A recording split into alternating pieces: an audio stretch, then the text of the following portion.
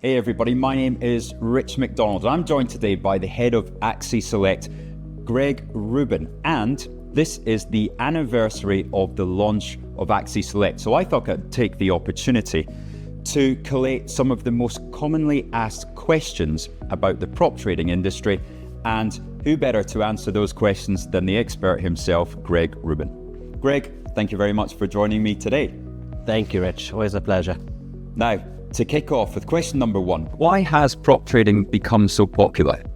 I think prop trading addresses the biggest problem that we have in the trading community. It's the lack of funding. You know, what we see a lot of with retail traders is when they start out, they use too much leverage. They want to make a lot of money in a short space of time. You know, we all see people driving Ferraris, 7-figure salaries, and we assume, well, you're not going to get there trading $10 worth. So we get that sort of perception in. And when you have the prop firm space, you have the ability or the allure of having access and capital that you would never normally be able to. And that's certainly why it's become popular, is because people have been used to trading small accounts get the opportunity or the potential to have those large sums of money to trade with. And that's, I guess, certainly one of the main strengths of the industry. What do you see as the prop trading industry's strengths and weaknesses? So let's start with the weaknesses, and I'll come back to the strength, because the weakness is how likely you are to access that capital based on the current models. You know, a simple Google will show you what percentage of traders are actually passing these challenges. And you can also see with some of these firms how much money they're making, and they're making money based off collecting registration fees. So a very small percentage of traders are actually being able to access capital or have this capital for any extended period of time. So what the purpose behind it, or the idea behind it, is great, but unfortunately, based on the current models, we aren't seeing a significant amount of people benefiting from it. Now, of course, there are some very good traders out there who are going through the systems and are making good money in careers. So it is possible, but unfortunately, with the rules and restrictions and the actual gist of the model being demo account registration fee, it is unfortunately not based around trading. It is more around speculation, in my opinion. Mm-hmm. So yeah, with regards to the advantages, it as I said, it does open up, it opens up a door for you. Because if you, with as little as paying a registration fee of, $500, $50, $200, you can, in theory, have access to $200,000 to trade. Again, how often does it happen is different. But I think with regards to the prop space, it certainly is appealing in that sense. Yeah. Now, I'd like to call what we've seen over the past few years the democratization of trading.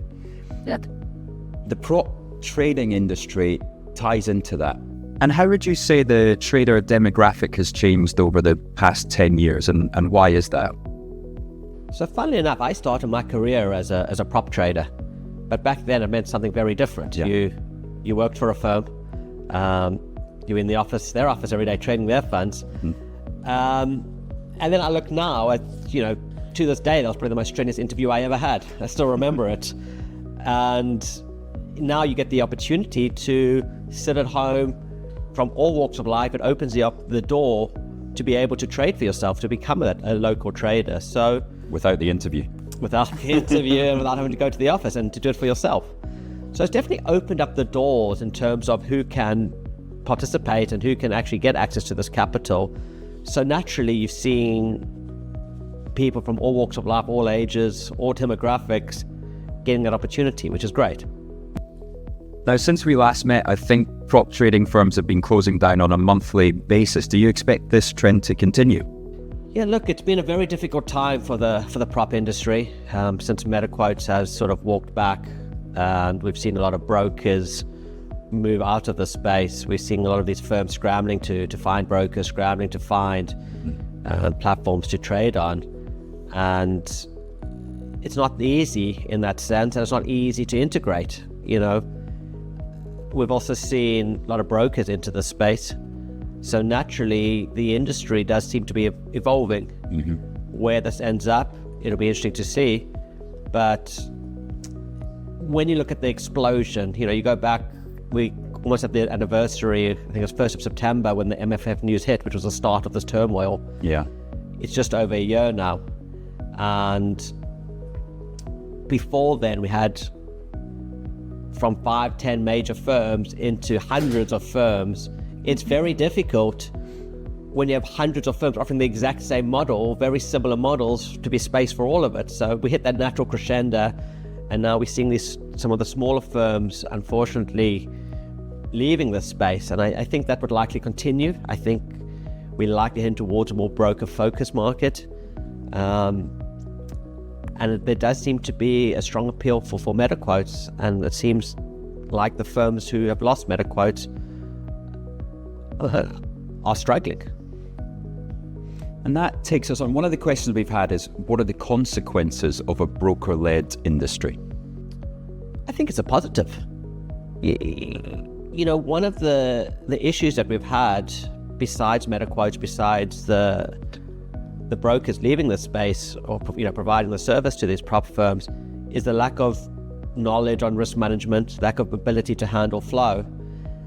And ultimately, brokers, that's their core job as a broker. So there shouldn't be any excuses in terms of risk management, handling flow, being able to act like a broker.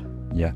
So I think it's a big positive, especially when you see the stories of why some of these firms have shut down. It's the risk management that's let them down. It's the ease of market, and ultimately being a sales firm. So you'd rather have an industry that has that knowledge and that natural daily business is to manage it. And I think a lot of with what we've seen with these firms going under, or firms leaving the space, I think a lot of the participants would feel a lot more comfortable with the broker, leaving their funds with a broker, as opposed to a smaller firm.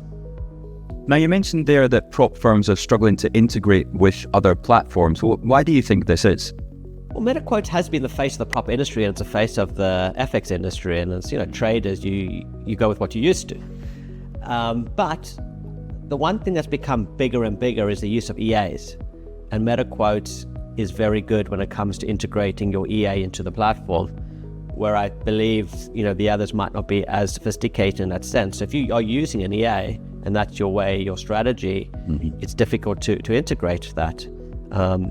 But yeah, if you have the option as a trader to join a program that has better quotes, that's what you've been trading for, your EA is on it, or to go to a program that no longer has it, and again, within the industry, it's all quite similar, the different program structures, you can see why it's difficult without meta quotes. Now, Greg, assuming that Axi Select is successful in redefining the industry, how do you think the industry itself will change over the next 5 years? I think that the big thing with Axi Select is the fact that it's based around traders. It's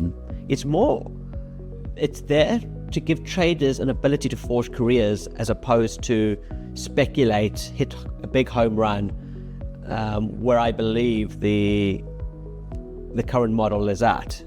Yeah. I think, and I wouldn't be surprised to see more firms come out with models more similar to Axi Select, and I'd almost encourage it in a sense to provide a transparent platform, to provide a platform that gives traders a fair and realistic opportunity to generate profits. So what we're seeing in this space at the moment, with all the competition that's come in and all the brokers that have come in, is a move that's almost undercutting each other. So we're seeing lower registration fees. We're seeing get your registration fee back if you passed it, get 2 challenges for the price of 1. So all these things, which sound great, I mean, for the trader, it's better. You're getting, better opportunity, or you're getting more funds. But as a business, and also removing the time, there used to be 30 days, you had 1 month to pass the challenges. So by removing that, these firms are ultimately undercutting their models, and the revenue streams are drying up, or they're certainly not what they were. So I think it's naturally this industry does need to progress into more than charge a registration fee, profit registration fee versus having to pay out. And naturally, I think we in a very good position in that sense, and it's why and how we set up a transparent manner that gives traders a fair opportunity. One common question we get over and over again is, why should traders swap to Axi Select? Sell it to me. Well, it's free to join. Doesn't cost you anything. You get access to live accounts. You're not trading on demo accounts. In fact, you get to choose your account like you would for a normal Axi account. You can choose a standard account or you can choose a pro account. You get those exact same real-life trading conditions. You get 3 attempts at the program as opposed to 1. There's no evaluation stages. On top of the generous funding, you get all the tools, access to the trading room, weekly webinars, dashboard, edge score to improve your trading at the same time. And ultimately, you get access to our capital, and it doesn't cost you anything. So I want to add one more thing. You can lose your deposit. So although we don't charge a registration fee, your funds can be lost. So there is risk in that sense. And what do you think's not talked enough about in the industry? I think we've got to be realistic. You know, what happens to a lot of these prop firms is you see get $200,000, 5 days trading. But how realistic is it? What percentage of traders are actually accessing this capital? It's not many. And the ones that do, what percentage are still on the program 2-3 months later? You can Google that and get the result. It's just very low. And I think that's the problem. You know, when I talk about Axi Select, I will tell you it's difficult. I will tell you you're probably not going to get to $1 million unless you're a very good trader. But what we can do is to say, here are the tools, here are all the information from our side. What we can do is to give you a fair opportunity to try and access that capital and give you a fair opportunity whilst telling you it's difficult. Whereas the industry looks at it more in the other manner. And they say, well, place a few trades, get access, $200,000, 5 days trading. Like, and I'll tell you a funny story, an interesting story, and I know we have spoken about this off air, but it's a very interesting story. Is one of the biggest questions I get asked is, can you speed up your program? Why does it take me so long to get access to that funding? I can get access to funding way quicker on the other programs. And I say, because it's real. Yeah. What company is going to give you $500,000 or $1 million of their funds unless you've proved yourself?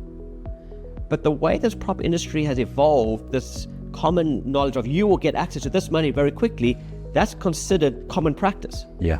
So what's not spoken about is people shouldn't be asking why your program or why Axi Select takes so long. They should be concerned or asking, why am I getting promised funding so quickly? And how realistic is that? Well, that's the whole thing. So that's the part that I get a lot of. And I flip it around, and this must be about 6 months ago, I spoke to a good friend who's a hedge fund manager, and I was explaining Axi Select to him. And he said, so you mean you prepared to give traders $1 million of your funds within a year? I said, yes. And people told me that's way too slow. So in the real world, in the real financial world, in the world of hedge funds, Axi Select is like, wow, that's amazing. Yeah. In the world of the prop firm space, it's almost considered too slow. Yeah. And that should be spoken about more.